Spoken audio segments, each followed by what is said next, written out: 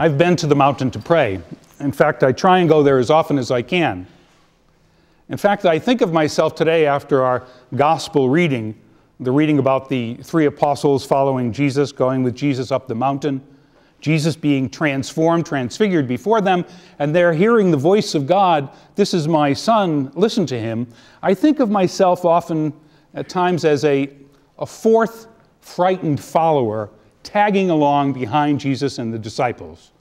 I think of myself sort of down the hill a little bit, not quite close enough to Jesus to hear what's being said or see what's going on. I'm sort of hiding behind a tree or between a rock and a hard place, trying to listen, trying to pray. But sometimes in my life, and probably in yours as well, prayer seems almost impossible. There's an incident in my life that I often remember when I'm struggling to try and pray, to listen to God. A good number of years ago, when I was traveling and preaching, I would travel from church to church, and while traveling in the Midwest, doing a whole series of preaching programs, I began to get sick. And I got sicker and sicker the longer I traveled. And of course, the pain got worse, but I didn't pay any attention to it. I thought it would magically go away. I was a tough guy. I didn't need to go to a doctor until it got so bad. I went to the doctor. I was hospitalized. I was diagnosed. And I was there for treatment for a while. Now, the illness was not immediately life-threatening, but it had a traumatic, life-changing impact on my life. And while I was there, I was sitting one day in the solarium area in a white plastic chair with my hospital gown on and feeling rather sorry for myself, feeling desperately alone, so far away from home, feeling fearful, terrified actually, feeling self-pity and almost a bit of self-loathing. I was terrified of the future. I couldn't pray. I tried to pray, but all I could hear was that fear within me. And then the door opened and out came a beautiful woman, an elder-wise woman. Not an old woman, but an elder-wise woman. She wheeled her walker over, sat down next to me, and she introduced herself as Ms. Agnes.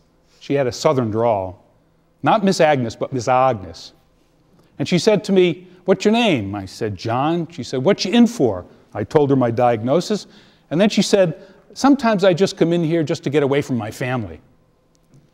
Well, I smiled and laughed a little bit. It was the first time I'd laughed in quite a while. And then she said to me something quite remarkable. After asking me what I did, and I told her I was a priest, she said, "I'll pray for you. And I'll ask my fellowship church to pray for you as well. You'll be okay, honey." Well, that was the first moment when I realized that I could pray again. I sat with her every day in the hospital. We talked, we laughed, we prayed together. She was a Christ-like person in my life. She had a dazzling personality. And she reminded me of the Christ who was transformed before me and before us today. She was dazzling in her smile. She helped me silence the voices that were in my heart, the fear that I can struggle with almost any day, that you perhaps struggle with even today, especially as we travel our Lenten journey and try to face in our lives the sufferings that are there. Maybe you could call them the demon spirits that are there of our fear or of our self-pity.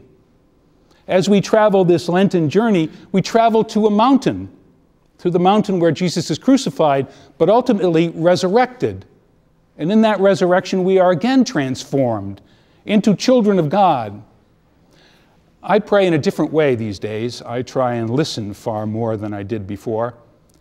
I try to first silence the voices in myself that are trying to disturb me and divide me from the God that I believe in, this Son of God.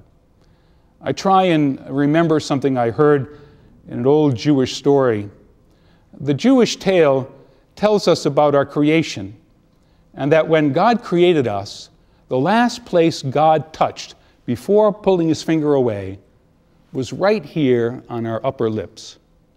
That little vertical indentation between our nose and our lip, that little curve, that little fold of skin, that God touched us there, pressed lightly, and took his hand away. And God did that, it said in this Jewish tale, because God wanted us to take our index finger, place it right there in that indentation, cross our lips, and be quiet. I try and be much quieter today to silence those voices that are so disruptive, that prevent me from praying. And I try and listen to Ms. Agnes today on this day of transfiguration. She was transfigured from an ordinary person into a child of God. And I try and listen to what she said. You'll be okay, honey. But more importantly, I try and listen to the voice of God saying to me and to you today, you are children of God, chosen children of God, and God is speaking to you of resurrecting hope. Amen and amen.